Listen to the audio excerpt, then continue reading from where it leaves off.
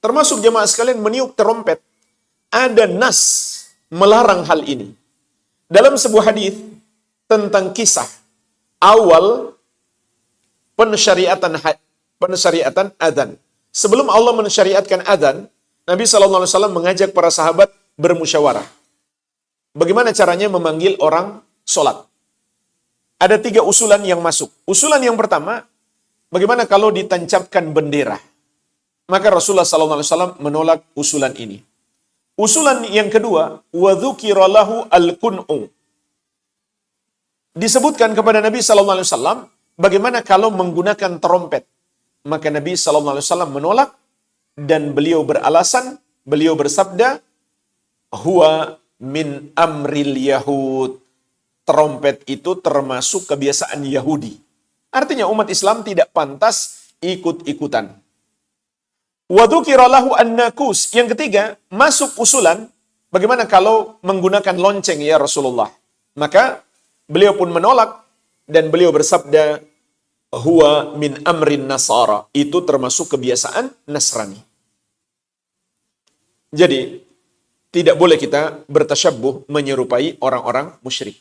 Dan tasyabbuh itu paling tidak ada 3 kategori.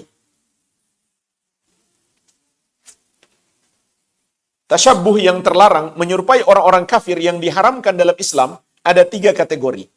Kategori yang pertama, perbuatan tersebut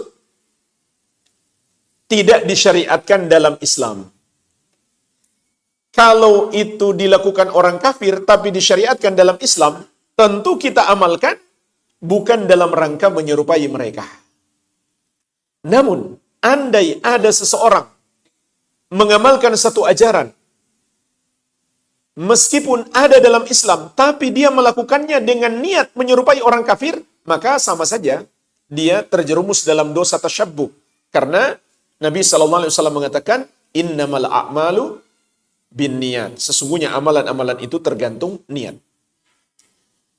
Tetapi syarat yang kedua, tidak disyaratkan, tidak dipersyaratkan. Kriteria yang kedua, tidak dipersyaratkan seseorang dihukumi tasyabbuh harus berniat melakukan tasyabbuh. Meskipun dia tidak berniat untuk tasyabbuh kepada mereka, tapi kalau kenyataannya dia melakukan tasyabbuh, maka dia telah mendapatkan dosa tasyabbuh. Sama dengan orang yang melakukan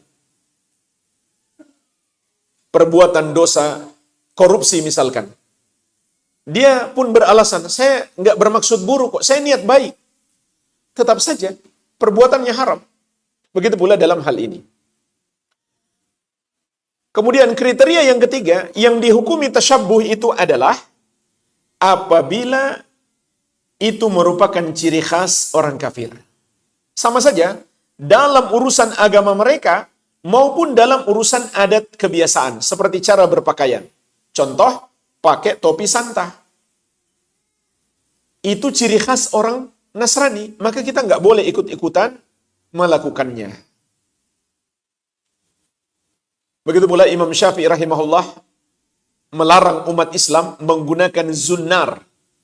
Kenapa? Karena itu ikat pinggang pendeta yang biasa mereka gunakan saat mereka pakai jubah atau pakai gamis panjang, lalu mereka pakai ikat pinggangnya di luar, bukan di dalam. Kenapa? Itu ciri khas mereka, sehingga dilarang di dalam syariat.